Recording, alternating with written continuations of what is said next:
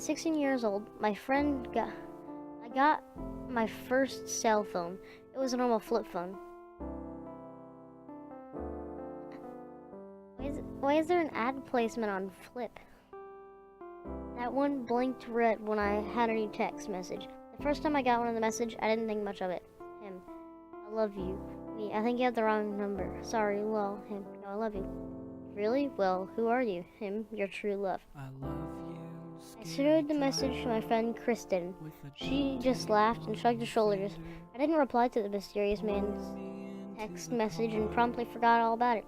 I figured the poor guy had probably been trying to date some girl and she gave him a wrong number to get rid of him. When I was 17 years old, I got a new BlackBerry phone, which still had the red blinking light for new messages. I also got my first boyfriend. His name was Todd. One day, in the middle of class, I noticed a red light blinking inside my purse. Making sure the teacher wasn't looking, I pulled out my BlackBerry.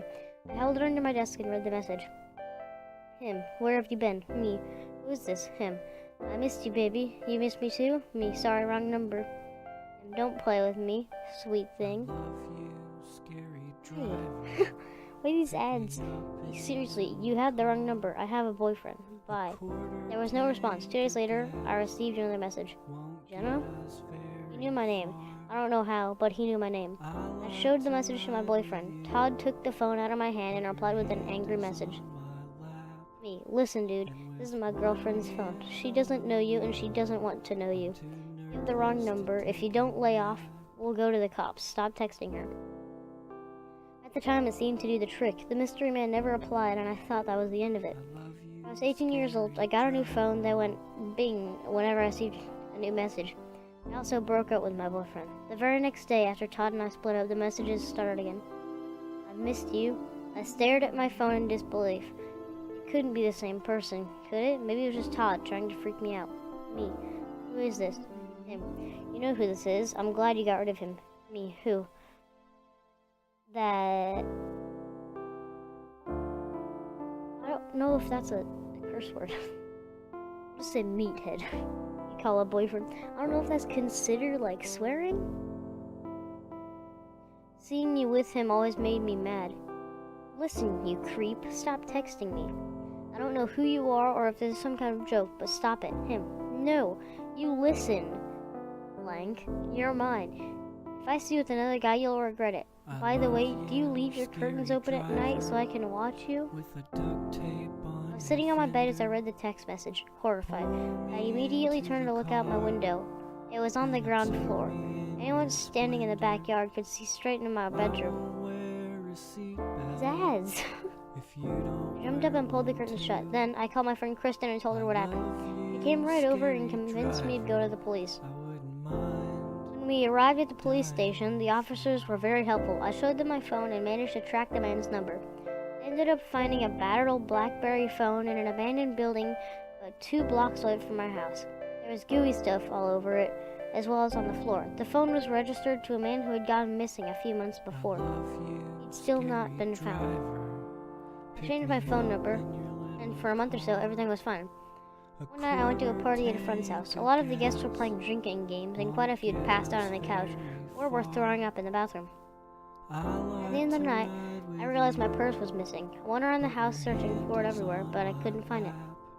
I saw Kristen coming out of the bathroom and begged her to help me find my purse. Eventually went outside and found my purse lying on the front lawn.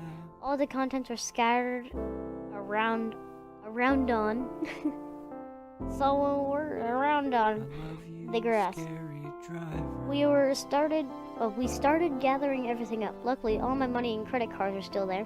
The only thing that was missing was my lip balm, which I honestly couldn't care less about. I figured one of the drunk girls had probably rummaged through my purse to borrow some lip balm and had accidentally spilled everything out. Kristen and I decided to call a taxi, but when I took out my phone, I realized someone had been using it to send a bunch of text messages. The last text was just a bunch of gibberish, and I had an uneasy feeling in the pit of my stomach as I scrolled through the messages. I was right, some drunk girl had been playing around my phone. She had answered messages posing as me. A whole conversation had taken place. Hey, sweetie, you haven't talked in a while. Her, you're right. Sup, sexy? How are you? Good. You? Just sitting here thinking about you. I miss you. Did you miss me? Lol, you're funny. Where are you? Her. You know I can't tell you that. You already went to the cops once. Cops? Him? You think I didn't know? It took me a while to forgive you for that. Almost as long as it took me to find your new number. You missed me? Lol, sure. I see you're not at home tonight. What are you doing? You can see me? No, Jenna. I can see where you are on the GPS. That's not your house. Friends drink. You drunk? Wait there, I'll come and pick you up. 9 minutes later, the girl finally replied, okay, sorry, okay, this not Jenna, I found her phone. You stole Jenna's phone? No, I borrowed it. I'm coming there right now. What have you done with Jenna? Nothing. Don't come here, you're creepy. I'll kill you if you hurt her. Answer me. You better not have hurt her. Blank, you're dead. Sit Yoon's red car. Dude, you're creepy. I'm going inside. The Whiskey Tango Foxtrot, was that you? Hey, stop. I'll leave the There was 3 more text messages like this with letters and symbols, as if someone had mashed the keyboard with their fingers as I finished reading. The phone vibrated in my hand. Jenna, hope you found your phone and purse okay. I have the blank that tried to steal them. Don't worry, she won't bother you again. Your lip balm tastes so good. I can't wait to taste it off your lips. What the heck? I burst into tears and immediately called 911. Trying to explain the gravity of the situation, a patrol car arrived about 10 minutes later, and the police officers found me sitting in the front lawn, sobbing. Kristen was trying to comfort me, and a bunch of partygoers gathered around me, trying to figure out what was happening. There was a man and a woman officer. Well, like bumping into my desk. The man was older and bald, but the woman looked only a few years older than me. I looked worried. I tried to tell them what happened, but ended up just handing the phone, well, choking out things like texting me since I was 16 and already went to cops and help her. As soon as the police figured out what was happening, they ran back to the patrol car and called in. Hours later, using GPS, I managed to locate the other phone. It was in a lake. They pulled the lifeless body of the drunk girl out of the icy water. The phone had been stuffed halfway down her throat. Whoa. When the police identified her, it turned out I'd only met her once, and we had only one friend in common. That would be a horrible way to die. Have a phone, and it's a BlackBerry, right?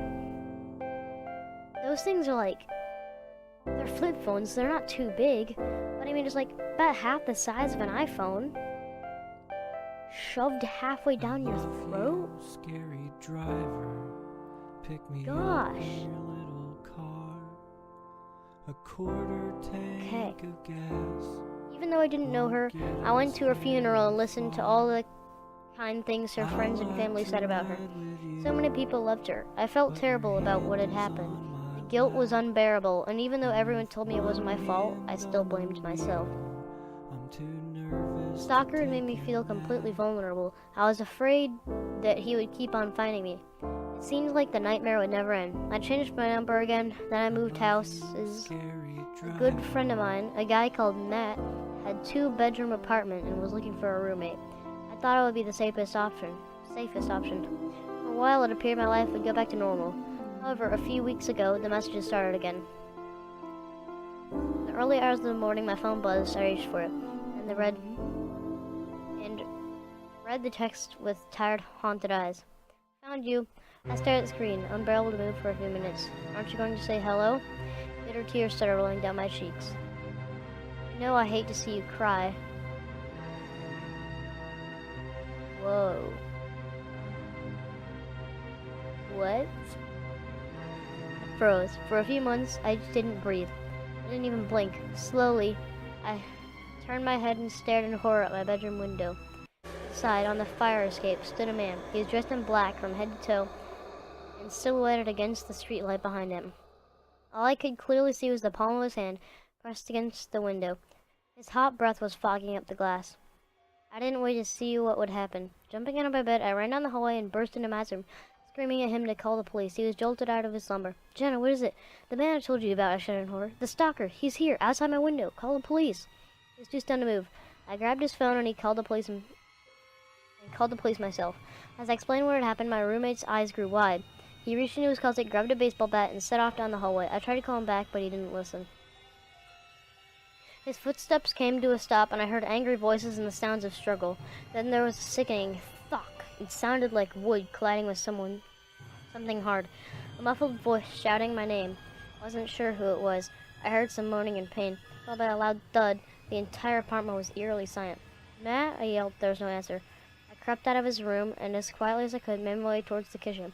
Grabbing a butcher knife from the kitchen drawer, I pressed myself up against the wall and tried not to make a sound. In the doorway, I saw a large shadow appear. It was the silhouette of a man. It looked much larger than Matt.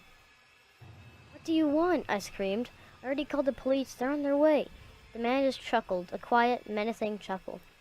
He stared, walking towards me, and I could hear him muttering my name under his breath over and over again. "Jenna, Jenna, Jenna, Jenna." It's like, Jenna, Jenna, Jenna, Jenna. I didn't move. There was nowhere left for me to run. He came right up to me, and his face was inches from mine. He was older than I thought he would be. His dark beard was streaked with gray. His eyes were hollow, large black circles underneath. His teeth looked like they were rotting in his mouth. I was holding the knife behind my back as his big fat hand reached for my neck. I uttered a primal scream and lashed out as hard as I could. He stumbled backwards, a shocked look on his face. The knife was sticking out of his chest. I pushed past him and ran out into the hallway. He tried to follow me, but when I looked over my shoulder, I saw him drop to his knees. Then, he fell face down onto the carpet. I wasn't sure if he was alive or dead, and I didn't want to take the chance.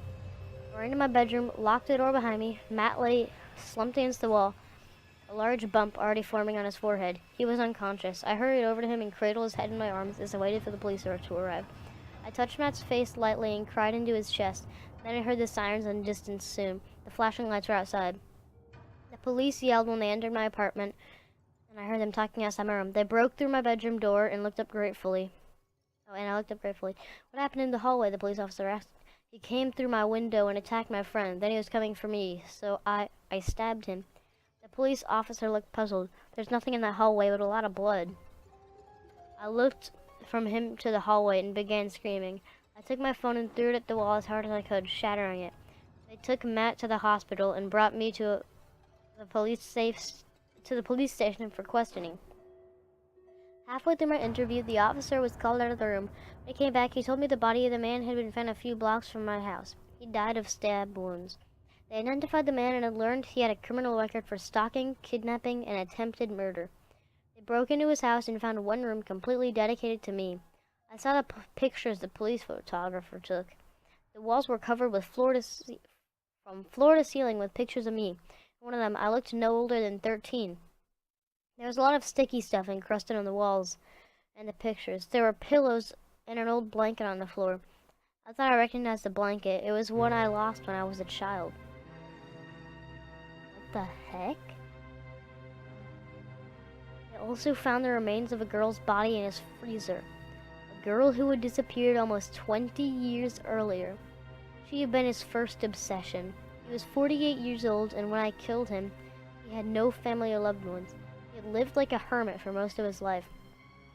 Matt got out of the hospital a week ago. He has a fractured skull and 3 broken ribs. We moved into a new apartment, one with an alarm system and reinforced windows. We're also officially boyfriend and girlfriend. I don't have a phone, and I don't know if I'll ever get one. Whenever I hear the sound of Matt's phone ringing, it sends a shiver down my spine.